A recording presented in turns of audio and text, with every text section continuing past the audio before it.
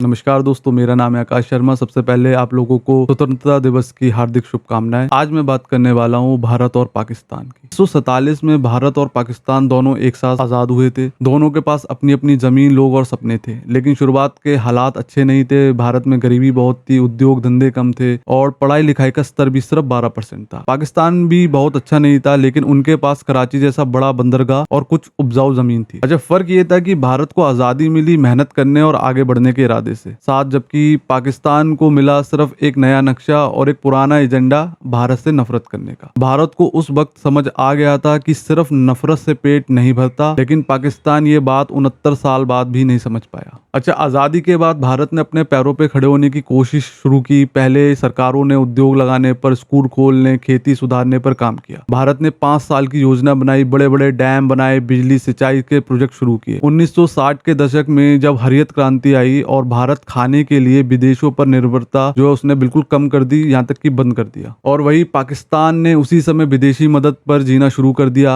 America और दूसरे देशों से पैसे आए, लेकिन उनका इस्तेमाल खेती या फैक्ट्री पर करने के बजाय ज्यादातर हथियार और फौज पर किया गया। और 1971 में दोनों देशों के लिए एक बड़ा मोड़ आया। भारत ने बांग्लादेश को आजादी दिलवाई और पाकिस्तान का नक्शा छोटा हो गया। भारत ने ये जीत मेहनत और योजना से पाई थी, जबकि पाकिस्तान के पास बहाने रह गए। इसके बाद से पाकिस्तान की फौज का असर और बढ़ गया पाकिस्तान की आवाम पर, और वहां की राजनीति फौज के इशारे पर चलने लगी। भारत में भी राजनीति में झगड़े होते थे, लेकिन फैसला जनता करती थी, फौज नहीं। और यही फर्क था जिसने आगे चलकर दोनों देशों की किस्मत बदल दी। अच्छा, 1980 और 1990 के बीच भारत और पाकिस्तान की राह अलग हो गई। भारत ने विज्ञान, शिक्षा, तकनीक के निवेश किया और इसरो जैसे संस्थानों ने रॉकेट और सैटेलाइट बनाए। और वही पाकिस्तान के अखबारों में सबसे बड़ी खबरें क्रिकेट और कश्मीर के झगड़े ही होते थे। 1991 में भारत पर बड़ा आर्थिक संकट भी आया था, लेकिन भारत ने सुधार किए, बाजार खोले और विदेशों से निवेश लेना शुरू किया। आईटी इंडस्ट्री का जन्म हुआ और बेंगलुरु, हैदराबाद, पुणे जैसे शहर सॉफ्टवेयर के लिए मशहूर हो गए। और पाकिस्तान में इसी समय आतंकवाद बहुत बढ़ गया था और वहां निवेश करने वाले लोग डरकर भाग जाते थे कि ऐसी कंट्री में हम क्यों निवेश करें, हमारा पैसा डूब जाएगा। जहां भारत कॉल सेंटर खोल रहा था, पाकिस्तान पुलिस कंट्रोल रूम में बम धमाकों की रिपोर्ट दर्ज कर रहा था। के बाद 2000 के बाद भारत ने तेजी से विकास किया। मोबाइल फोन सस्ते हुए, इंटरनेट फैल गया और देशों ने डिजिटल इंडिया की तरफ कदम बढ़ाया। आज भारत यूपीआई और डिजिटल पेमेंट में दुनिया में सबसे आगे है। यहाँ तक कि छोटे गांवों का दुकानदार भी क्यूआर कोड से पेमेंट लेता है। पाकिस्तान में हालात उलट हैं। बिजली की कमी, महंगाई और कर्ज का बोझ बढ़ता गया। आईएमएफ से कर्ज लेना उनकी आदत बन गया।